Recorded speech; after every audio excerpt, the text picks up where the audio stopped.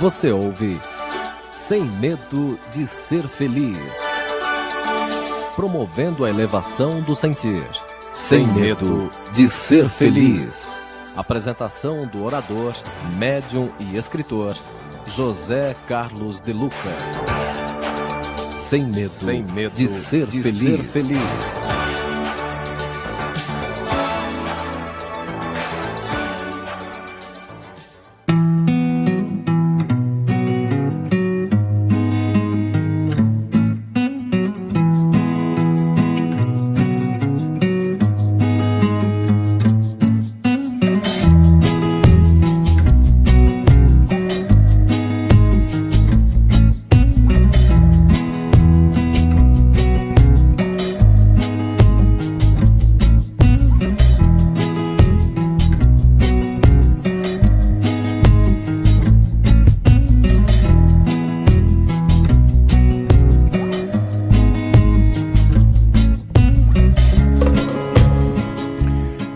Olá, bom dia, queridos amigos, TV Mundo Maior e Rádio Boa Nova. Estamos começando o programa Sem Medo de Ser Feliz.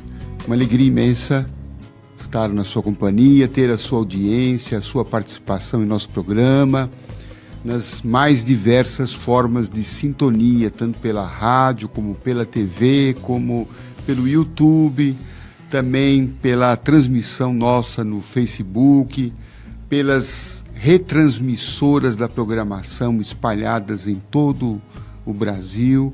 Nós nos sentimos assim muito honrados com a sua presença e poder interagir com você. Queremos ouvir a sua opinião, a sua participação, de onde você está nos ouvindo ou nos vendo e opinando sobre o programa, dando a sua contribuição, que é muito importante para nós. Então, muito bom dia, um excelente programa a todos. Bom dia, Cristina.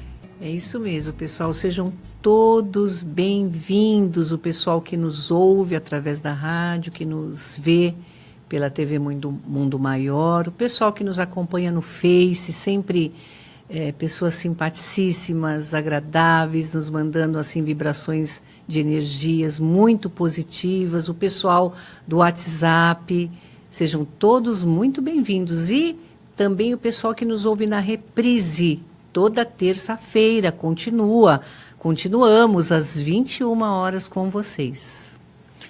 Bem, gente, hoje vamos tratar aqui de um assunto muito interessante que está nesse livro Aulas da Vida, Chico Xavier, Espíritos Diversos, uma mensagem do Espírito Emmanuel, intitulada Aflições Excedentes.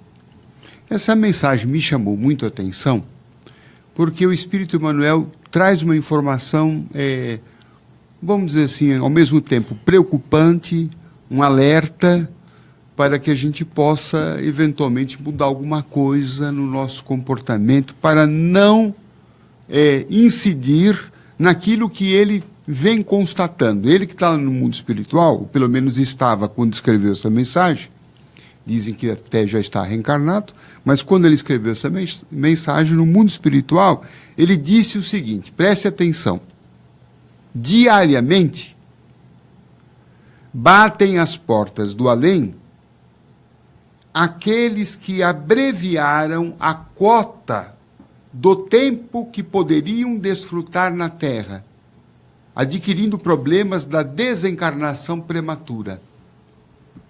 Então isso me chamou a atenção. Trocando em miúdos, o que ele está querendo dizer aqui? Todos os dias tem gente morrendo antes da hora.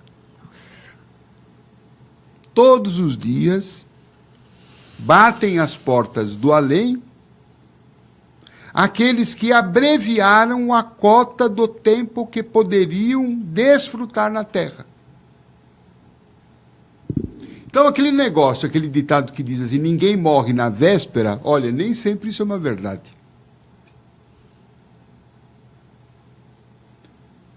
Ou aquilo que muitas vezes a gente costuma dizer no velório, ou ouvir nos velórios, né? Ah, chegou a hora dele. Pode ser que não seja verdade. Em alguns casos, sim, mas nem sempre. Há casos que, de fato, a pessoa foi até o fim, do tempo que estava programado para ela. Porque quando nós reencarnamos, gente, nós temos um programa, um projeto reencarnatório, que o mundo espiritual mais ou menos avalia quanto tempo nós vamos precisar aqui na Terra para poder desenvolver aquela programação que nós fizemos no além. Que nós fizemos, ou que, talvez sem tantas condições, nossos mentores que tutelam a nossa encarnação, programaram para nós. Claro que não é uma coisa feita milimetricamente, não, ele vai ficar na Terra 70 anos, 2 meses, 3 dias e 4 horas. Não. É uma coisa aproximada. Olha, para esse projeto ele vai precisar, por exemplo, 80 anos. Então, muitos ficam aqui na Terra por esse período, pelo período que foi programado. Porque, de acordo com esse período que foi programado, nós recebemos um estoque de energia vital.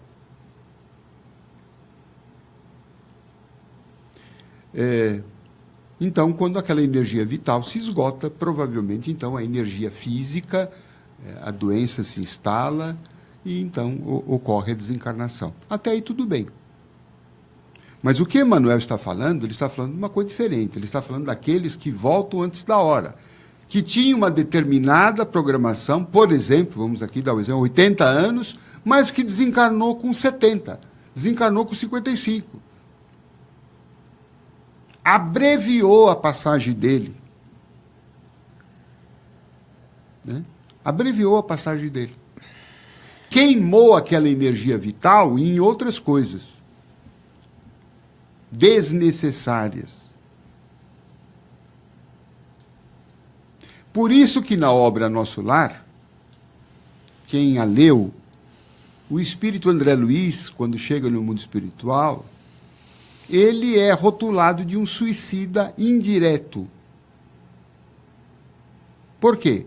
Não é que ele cometeu algum ato concreto contra a própria vida, diretamente, mas pelo comportamento dele, o comportamento que ele teve aqui na Terra, ele gastou energia à toa. Em vícios. Eu me lembro que o médico que examinou André Luiz no mundo espiritual, Dr. Henrique de Luna, diz que ele tinha um temperamento mental explosivo, sombrio, exasperado.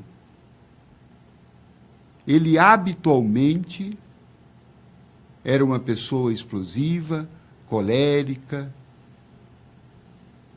se exasperava a todo momento, fazia, trocando em miúdos, tempestade em copo d'água, brigava por coisas desnecessárias, explodia por questões pequenas, vivia irritado com as pessoas,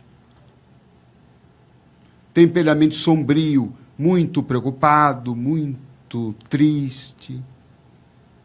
Tudo isto gastou energia que ele tinha e acabou desencadeando uma doença, favorecendo um enfraquecimento do corpo, porque a energia vital gastou, gastou com bebida, gastou com farra, gastou com comida excedente, bebida excedente. Então a energia dele foi sendo consumida e aí então tudo isto, deu campo a esse enfraquecimento energético, que enfraqueceu o corpo físico, o sistema imunológico e desencadeou um câncer. E ele morre então. Não que o câncer estivesse programado para ele, mas por conta das condutas dele, invigilantes, ele acabou então abreviando a passagem dele pela Terra e desencarna do outro mundo na condição de um suicida indireto.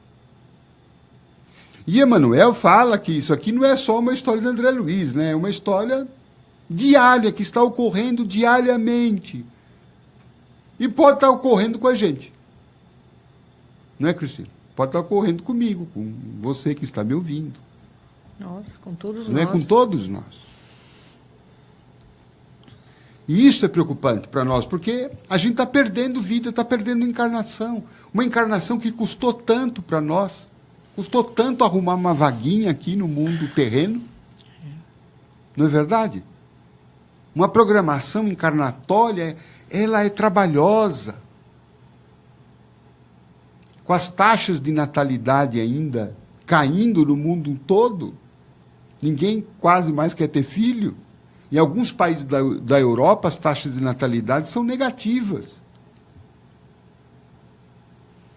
Então, é muito difícil ter uma oportunidade de reencarnação.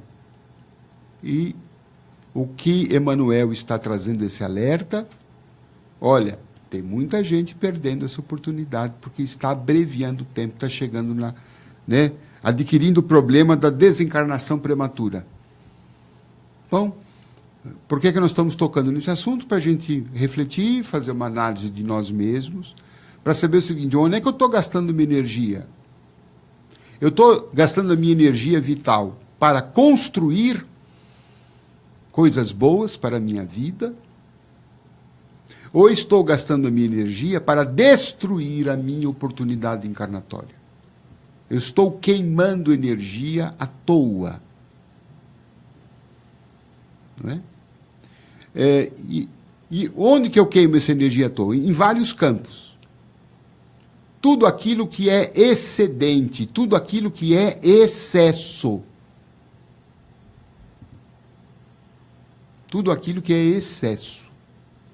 E aqui o Emmanuel, nesta mensagem, ele fala das aflições em excesso. É justo que a gente tenha algumas aflições aqui na Terra? Sim. Isso é normal, é humano, isso não é comprometedor.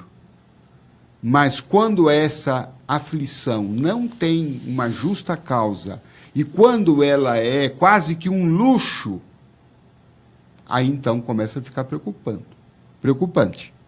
E aí então ele vai dar alguns exemplos de aflições excedentes. E aí eu quero ver se a gente não se encaixa nisso. Vou pedir para a Cristina ler aquilo que o Emmanuel fala das aflições excedentes.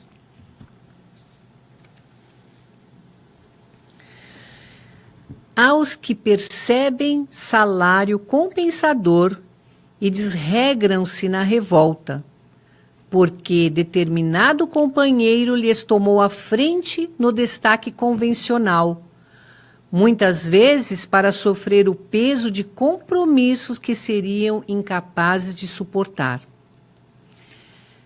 Por exemplo, então, nesse exemplo que Emmanuel deu, é aquele que, embora esteja trabalhando, tenha lá o seu salário merecido, mergulha numa revolta, ele diz aqui, revolta porque um companheiro, de repente, foi promovido no lugar dele. Veja, não é a revolta de quem está sem emprego. Não é a revolta do desempregado, a aflição do desempregado. Essa é justa.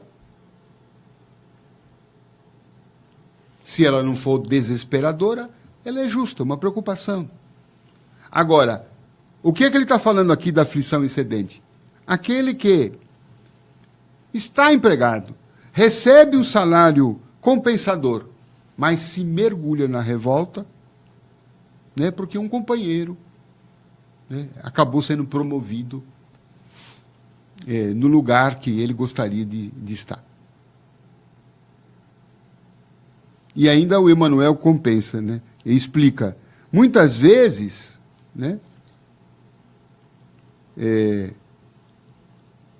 a escolha do outro poupou o revoltado do peso de compromissos que ele seria incapaz de suportar. Ou seja, se ele fosse promovido àquele cargo, provavelmente, talvez ele fosse derrapar. Ele não teria condições. E poderia amanhã até ser mandado embora da empresa. Veja como, muitas vezes, a providência divina, ela nos socorre, até trazendo aqui um aparente prejuízo para nós. Porque aquele aparente prejuízo vai nos poupar amanhã de sabores maiores, como é o caso aqui. Então, isso é uma aflição excedente. Qual que é o outro caso de aflição excedente?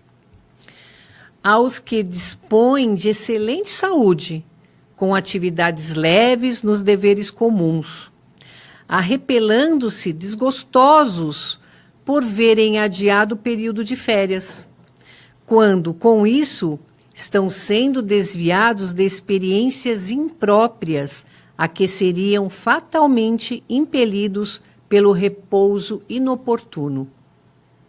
Vamos traduzir em miúdos aqui, né? Pessoa lá que tem uma boa saúde, né? Tem as suas atividades comuns, atividades leves, mas ficam extremamente desgostosos por ver adiado o período de férias. Imaginou que ia tirar férias em tal mês, e lá na empresa foram lá e disseram, ó, esse mês não vai dar, você vai ter que trabalhar aqui. Ai, que problema sério, né? E a pessoa entra numa aflição excedente. É claro que uma leve contrariedade talvez seja humanamente justificável, né? Mas um desgosto, isto já é uma aflição excedente. Para quem está trabalhando, para quem goza de saúde, né? Para quem exerce atividades leves, né? Mal sabendo que muitas vezes aquele contratempo do adiamento das férias, como diz Emmanuel, eles estão sendo desviados de experiências impróprias que fatalmente seriam impelidos pelo repouso inoportuno. Quer dizer, vai saber o que poderia acontecer naquele período de férias. Às vezes até foi uma providência divina, falou, não deixa tirar férias agora, porque talvez, né, possa surgir algum contratempo, algum problema maior que vai trazer, aí sim, desgostos maiores. Vamos aqui para um outro exemplo aqui.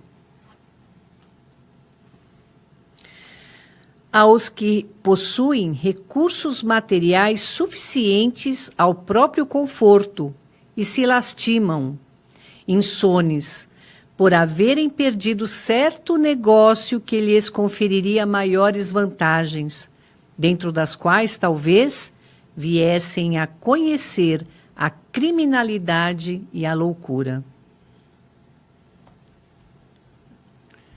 Então, aqui são os que possuem recursos materiais suficientes ao próprio conforto e lastimam insônia, quer dizer, perdem o sono por haverem perdido certo negócio que lhes conferiria maiores vantagens, dentro das quais viessem a conhecer a criminalidade e a loucura. Ou seja, né, pessoas que possuem recursos materiais suficientes e lastimam que perderam aí uma oportunidade, um negócio mais rentoso, né? Então, é uma aflição excedente, desnecessária. De Luca, nós temos uma perguntinha aqui da Eleni Croco, está mandando bom dia e dizendo que está feliz por estar aqui conosco hoje. Obrigada, Eleni. E da Joana Gerber, ela diz, tenho que estar sempre feliz, independente do sofrimento? Jesus falou, bem-aventurados os que sofrem. É uma passagem, às vezes, a princípio, difícil de entender. Até Emmanuel, né, ele termina essa lição dizendo isso, né? Bem-aventurados os aflitos, disse Jesus. Felizes, sim, de todos os que carregam seus fardos com diligência e serenidade. Mas estejamos convictos que toda aflição excedente complica o itinerário da vida e corre por nossa conta. Por que eu tenho que ser feliz quando estou sofrendo? Quando eu tenho essa consciência de que esse sofrimento é uma dor que está trabalhando em mim a minha evolução, o meu progresso, o meu adiantamento. Não é um masoquismo, eu sou feliz porque eu sofro, não. Eu sou feliz porque eu estou com a consciência espiritual de que esse sofrimento tem uma causa, essa causa está em mim, e eu estou no momento de pagar a minha dívida. É como a gente vai lá, faz o carnê de quitação da casa própria, quando você paga aquela prestação, fala, graças a Deus, paguei mais uma prestação da minha casa. E quando você paga a última parcela, fala, graças a Deus, a casa é minha.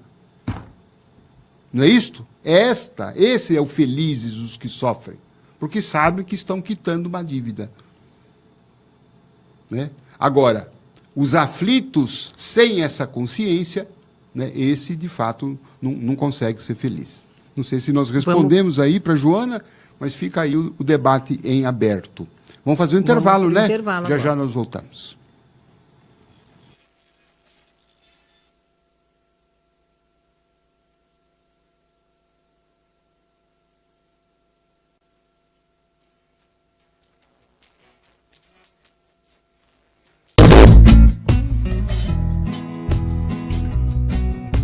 Você tem 1 minuto? Sim, 1 minuto para salvar uma vida ou para evitar um aborto. Em 60 segundos, você pode amparar uma pessoa em desespero. 1 minuto para muita gente pode não significar muita coisa. Para nós, pode significar a regeneração do planeta. Que tal nos ajudar? É só 1 minuto. Financie 1 minuto da programação da Rádio Boa Nova e da TV Mundo Maior. Só assim, a maior rede mundial de comunicação espírita pode atravessar esse momento de crise. Nossos custos com satélite, antenas de radiodifusão, profissionais de engenharia são altos, mas com 1 minuto de sua ajuda, podemos continuar. Com o mesmo valor de um lanche na maior rede de fast food do mundo, você financia 1 minuto de luz. Clube Amigos da Boa Nova, ajudando você a ofertar 1 minuto para salvar vidas, consolar corações e construir um planeta melhor.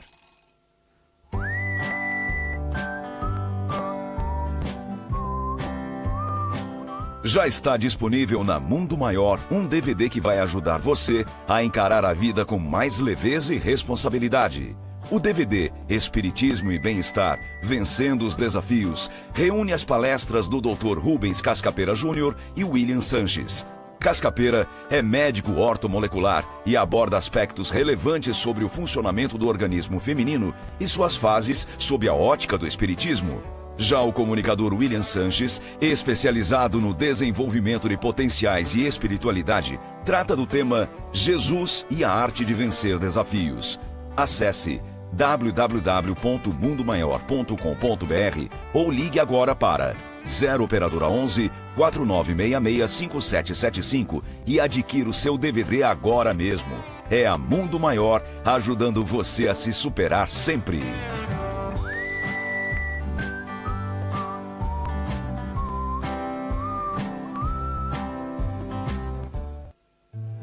O futuro pode ser conhecido? Qual é o papel espiritual do Brasil como pátria no novo mundo e sua missão na transformação do planeta? A obra Brasil de Amanhã, do autor Mário Frigeri, revela a partir de uma ampla investigação o que dizem as profecias a respeito do futuro do país. O leitor encontrará nas páginas dessa obra um panorama dos acontecimentos que já se cumpriram e daqueles que ainda estão por ser revelados. Brasil de Amanhã, um livro da Mundo Maior Editora. Informações 0 operadora 11 4966 5775 ou acesse www.mundomaior.com.br.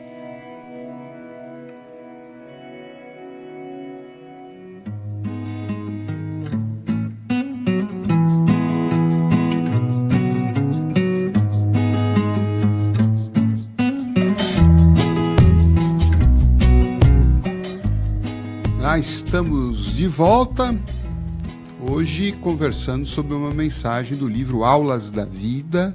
Nosso ouvinte Yara Murali perguntou o nome do livro, Aulas da Vida, Chico Xavier e Espíritos Diversos, a lição, capítulo 13, Aflições Excedentes. Cristina vai divulgar nossa agenda agora. Isso mesmo. Amanhã, pessoal, quarta-feira, dia 18 de outubro, De Luca realizando palestra no Grupo Espírita Esperança, lá na Vila Aricanduva, próximo à estação Vila Matilde do metrô, Rua Moisés Marques, 1123.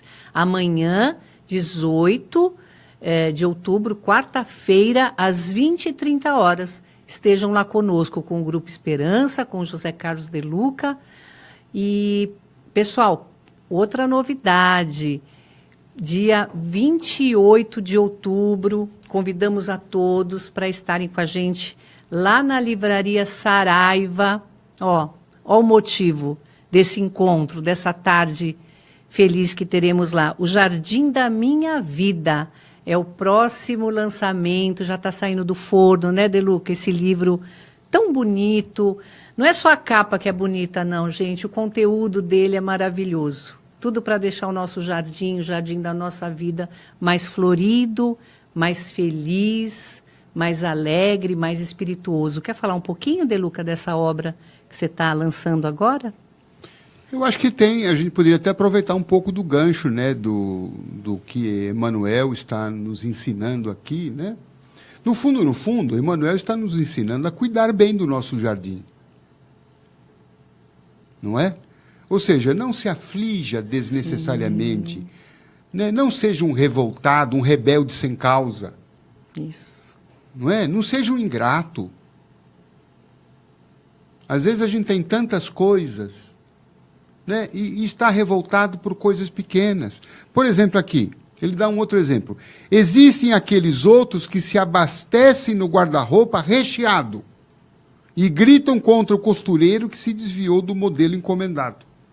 Você está cheio de roupa, tem roupa para dar e vender, para usar 3 por dia, mas de repente lá na loja comprou, veio com defeito, ou a costureira não fez como você queria, pronto. Gritam. Quer dizer, arrumam confusão, encrenca, armam barraco por pequenos problemas quando ainda temos tantas vantagens. Então, essa pessoa, por exemplo, ela está destruindo o jardim da sua vida. Ela está tirando energia daquele jardim, está jogando a energia do jardim, não para que as plantas, as flores possam desabrochar, mas para que os espinhos... Ela está jogando ervas daninhas, né? Ervas daninhas que vão comprometer o jardim. Então, o livro trata disso, né? O Jardim da Minha Vida trata a gente olhar para a nossa vida como um jardim. E, sobretudo, olhar que para esse jardim nós somos o jardineiro. E nós somos responsáveis pelas sementes que a gente põe nesse jardim. O que a gente planta, que tipo de semente que a gente está colocando. Semente da gratidão, semente da alegria, semente da confiança, né, da cooperação, da boa vontade, da esperança e da fé, ou a gente está colocando semente da revolta, do azedume, né, da crítica excessiva, do descuido, do abandono.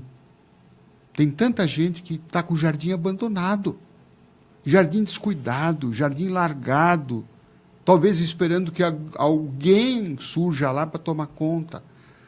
Não, né? O propósito desse livro é trazer essas reflexões de consciência nossa, de que a nossa vida é um jardim bonito. Essa é a missão que Deus deu. Deus nos deu uma missão para trazer ao mundo um jardim feio, abandonado, sujo, descuidado. Vai enfeiar o mundo, não. A missão que Deus deu é a gente trazer um jardim bonito. E Ele nos deu ferramentas, nos deu talentos, nos deu capacidades. Claro que temos obstáculos, mas isto que faz, né, bonito a pessoa que se debruça sobre os obstáculos e com fé, determinação, paciência, humildade, ela vai superando e apresenta um trabalho bonito, né?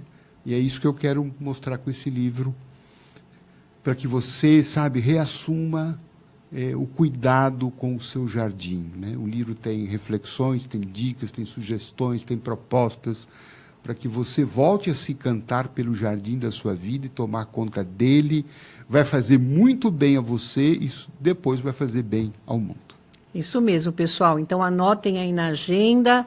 Último sábado de outubro, dia 28, a Editora Planeta, a Livraria Saraiva, o Grupo Espírita Esperança, José Carlos De Luca, estaremos aguardando por vocês lá no shopping Anália Franco, Fica no Tatuapé, Shopping Anália Franco, né, Deluca? Isso. É Tatuapé.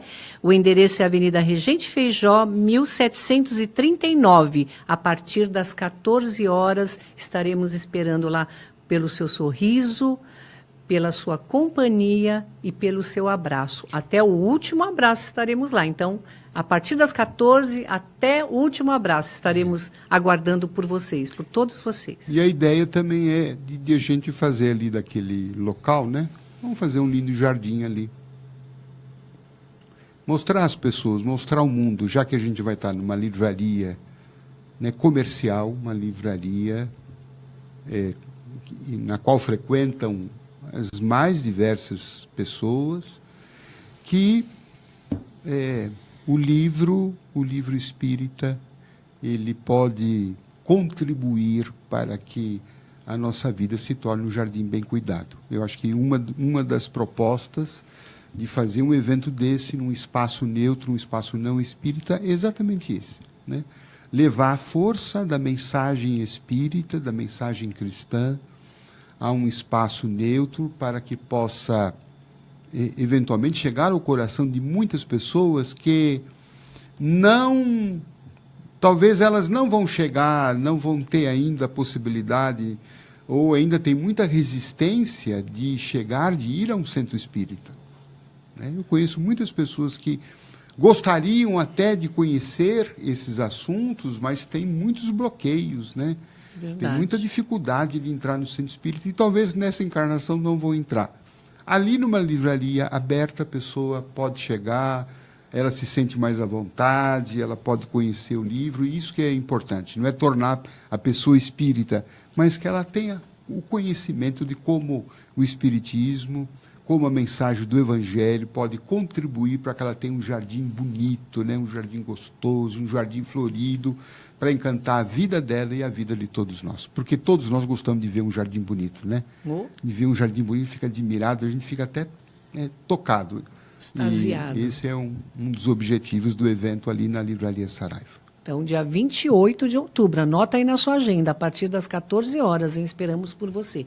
Deluca, temos uma pergunta aqui da Cláudia Almeida, pelo Facebook, perguntando: quando devemos nos resignar diante do sofrimento? Bom, essa resignação precisa ser bem entendida, né? Ela não é uma acomodação, não é uma passividade diante de algo que nos cabe fazer para mudar aquela situação. Né? Então, se nós temos um determinado desafio, eu vou me empenhar, né, para superar aquele desafio. Eu vou aceitar, eu não vou me rebelar. A resignação, ela evita a revolta. E a revolta só complica, porque o revoltado, ele não trabalha para a solução do problema. Ele fica apenas esperneando. E ele perde energia, nós vimos aqui. O revoltado perde energia e vai morrer antes da hora. Vai morrer antes da hora. Agora, o resignado, ele tem aquela consciência: bom, se esse problema veio até mim, é porque ele está, num primeiro momento, querendo despertar em mim uma força que está adormecida, um talento que está enterrado, e ele é um mecanismo de despertamento da minha evolução espiritual. Então, de certa forma, ele diz: bem-aventurados os aflitos.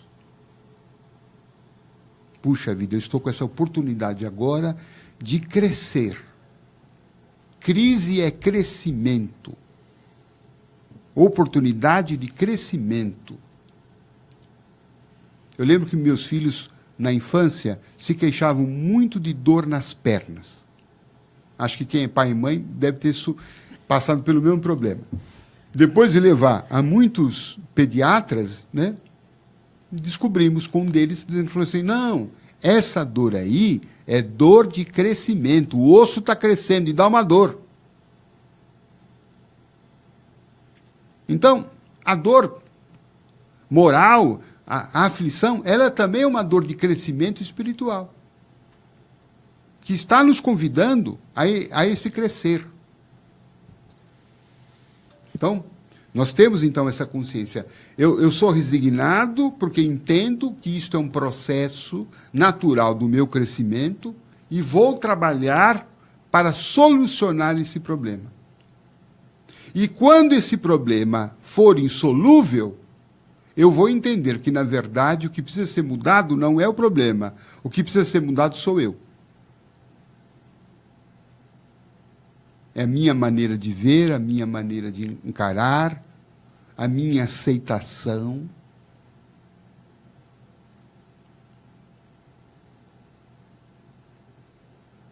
A minha abertura.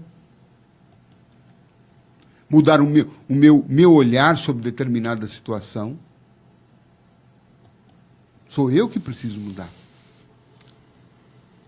Uma pessoa me procurou e disse assim: De Luca, eu estou com um grave problema. Eu falei: o que foi? Eu falei: meu filho. Eu falei: o que aconteceu? Eu falei: eu descobri que o meu filho é homossexual. Que trabalho que eu tenho para mudar? O que eu posso fazer para mudar meu filho? Eu falei: não, você não entendeu nada. Não é mudar o seu filho. O seu filho está bem psicologicamente, ele está feliz, né? Ele está sem algum conflito por conta dessa descoberta? Não, ele está muito bem. Eu falei: então, ótimo. Quem precisa ficar muito bem agora é você. É mudar a si. Mas o que eu preciso mudar? Aceitação. Aceitação que o mundo não é como a gente quer. Que as pessoas têm os seus caminhos.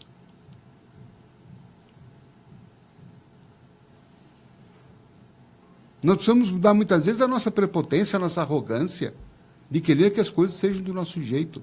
E quem disse que o nosso jeito talvez seja bom para nós, mas não é bom para o outro. E a gente tem que trabalhar o quê? Respeito, aceitação.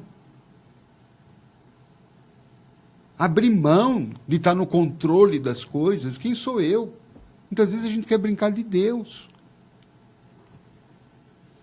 Então, eu creio que essas são algumas reflexões aí, né, para nosso ouvinte.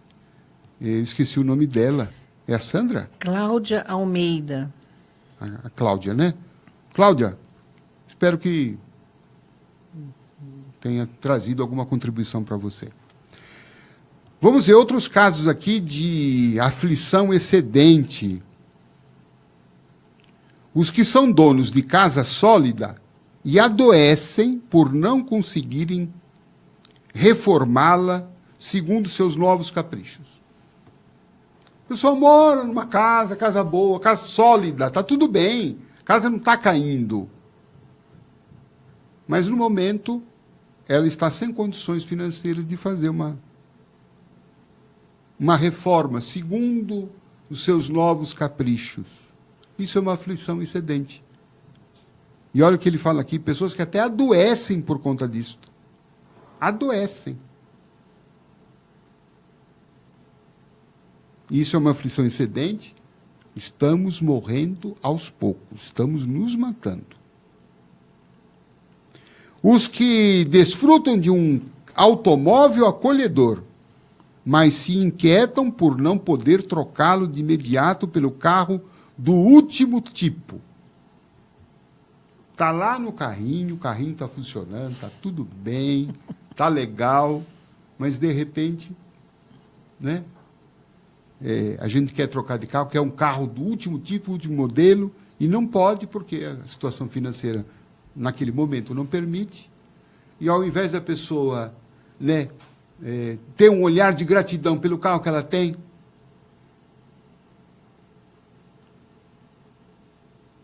aliás, eu me lembro de uma vez conversando com um amigo, e ele perguntou para mim: De Luca, sabe qual é o melhor carro que eu gosto? Eu falei: não, qual? Ele falou assim: é aquilo que eu tenho, é aquele que eu tenho. É verdade. Né? Gostar do que tem. Claro, eu posso sonhar, puxa, legal aquele carro, bonito aquele modelo. Posso comprar? Posso, então compra. Ah, não, agora eu não posso comprar. Então, fique em paz.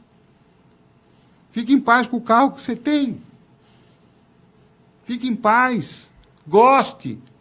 Aprenda a gostar do que você tem. E não vamos nos destruir por um desgosto de não ter aquilo que a gente gostaria. Porque na vida, gente, não dá para ter tudo o que se quer. Nós precisamos nos conformar com isso. E muitas vezes a gente tem tanto querer, eu quero isso, quero isso, quero isso. Quer dizer, é uma ambição desmedida, não tem limite, é uma ambição exagerada, e a gente fica se frustrando porque não tem o carro do ano, a casa do ano, né? Não mora no país que queria, não tem isso, não tem a família que queria, não tem a escola que queria, não tem o plano de saúde que queria, não tem... Sabe? Ficar assim, colocando um punhal a todo momento em si. Não pode dar outra coisa do que doença e morte prematura, né? O que mais aqui? Agora ele vai dar uma cacetada boa. Mas... Os que se sentam à mesa provido de 5 pratos diferentes. E encolerizam-se por não encontrarem o quitute predileto. Né? Mesa farta, tem vários pratos. Mas não tem aquele que ele quer, que ele gosta. E Emmanuel fala, se encoleriza. Quer dizer, fica com cólica, fica raivoso. E nem aproveita, né, aquele banquete que está ali, né, com 5 pratos. Talvez o mendigo de rua, o morador de rua, pudesse ter uma aflição por não ter o que comer. Sim. E eu tenho certeza que ele daria de tudo para estar sentado na mesa da nossa casa para comer o que a gente come. E a gente parece que tem uma tendência de sempre ver o que nos falta. Nós temos um olhar doentio, um olhar que nos faz mal. Né? É como aquele que está olhando para o seu jardim e está preocupado, revoltado, porque não tem uma determinada flor. Mas não vê que tem outras flores naquele jardim. E não está cuidando dessas outras flores. E essas outras flores, por falta de cuidado, começam a murchar. Né? Será que a nossa vida não está murcha? O jardim da nossa vida não está murcho? Exatamente por falta de cuidado, porque nós estamos com atenção para aquilo que a gente não tem e não está olhando para aquilo que a gente tem. Né? Então, da mesma forma que essas aflições excedentes roubam a nossa energia, quando eu passo a cuidar daquilo que eu tenho, valorizar aquilo que eu tenho, agradecer por aquilo que eu tenho e lutando para ter aquilo que eu gostaria, isto não é errado, mas desde que seja uma luta, um trabalho sereno, não seja um desespero, que o fato de não ter aquilo vai tirar a minha paz? Não. Eu vou trazendo energia nova para o meu jardim. A gratidão traz energia nova. O contentamento, estar contente com o que se tem, traz uma energia ótima, traz paz no coração, promove saúde, porque vão evitar estados de alma, de amargura, revolta, desespero, aflição, preocupação excessiva, né? Queixa, azedume, irritação, que destroem a nossa energia. Temos alguma participação de ouvinte, Cristina? Isso mesmo, pessoal que concordando, né? A Sinara Prado, a Ariane Roque dizendo é verdade, né? Temos que ter mais gratidão na nossa vida. Participação também da Sonira Giosa, lá de Poços de Caldas, da Cíntia Duran, agradecendo aqui pela explanação, que é maravilhosa. a Simone Andrade de Belo Horizonte, Jaqueline Lopes de Santa Catarina, muita gente aqui sintonizada, aqui gostando muito deste livro de hoje, desta lição, que é para todos nós, né, De Luca? Não há dúvida. A Joana voltou a nos escrever dizendo assim: entendi, aceitar e resolver. Se não é possível, aceitar simplesmente. Isso traz paz de espírito, né? E a gente lembra aqui daquela prece da serenidade, tão importante. Sim. Senhor, me dai força para mudar o que eu posso mudar. Me dai paciência para aceitar as coisas que eu não posso mudar. E me dai sabedoria para perceber a diferença entre uma e outra. Porque muitas vezes a gente não tem essa sabedoria. O que a gente pode mudar, a gente não muda. Põe nas mãos de Deus, põe na mão dos outros, espera o melhor tempo, espera mudar o ano, espera a melhor conjunção astrológica, né? E não faz o que tem que fazer. Aquilo que a gente não pode fazer, a gente quer meter a mão, a gente quer mudar, e aí só sai besteira, só sai porcaria, né? Porque aquilo não é para mudar. Se alguma coisa para mudar, somos nós. Diante daquilo que não pode ser mudado, fiquemos sempre com a certeza que o que pode ser mudado é a nossa compreensão sobre aquele assunto. Bom, preciso compreender que agora encerrou o programa, Sim. Vamos embora. Um grande beijo, muita paz a todos. Ótima semana. Gente, muito obrigado pela audiência, você que nos escreveu, mandou sua mensagem. Nós vamos ler todas com muito carinho e desejamos muita paz, alegria e vida boa, vida leve, vida simples, né? Vida com o Evangelho, vida com Jesus, vida com saúde, com paz no coração. Um beijo, até o nosso próximo encontro.